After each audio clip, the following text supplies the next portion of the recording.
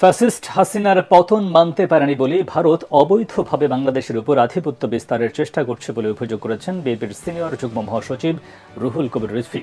রাজধানীর বাড্ডায় আমরা বিএনপি পরিবার আয়োজিত জুলাই গণঅভ্যুত্থানে বাড্ডা, রামপুরা ও বনশ্রীতে শহীদ পরিবারের সদস্যদের সহায়তা প্রদান অনুষ্ঠানে তিনি বলেন, হাসিনা ছাত্র জনতাকে হত্যা করে লুটপাটের রাজনীতির মাধ্যমে ক্ষমতা টিকিয়ে রাখতে চেয়েছিল। বাংলাদেশের উপর অত্যাচার বাংলাদেশে নয় ভারতে হয় দাবি করে রিজভী বলেন, বাংলাদেশের মানুষ কোনো আধিপত্য মেনে নেবে না। বলেন, সংকট থেকে রক্ষা পেতে অবিলম্বে জনগণের প্রতিনিধির কাছে ক্ষমতা দিতে হবে।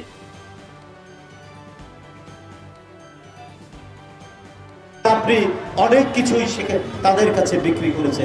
এই কারণেই আজকে ভারতের নীতি নির্ধারকরা, কিছু রাজনৈতিক দল অত্যন্ত অস্থির হয়ে গেছে শেখ হাসিনার জন্য। নিজের মুখেই বলেছিলেন হাসিনা যে একমাত্র আমাকে ছাড়া আবার আওয়ামী লীগের সবাইকে কেনা যায়। কিন্তু আপনি যে খুব অল্প দামেই ভারতের কাছে সবার আগে বিক্রি হয়ে গেছে, এইটা দেশবাসী এখন সম্পূর্ণরূপে টের পেয়েছে।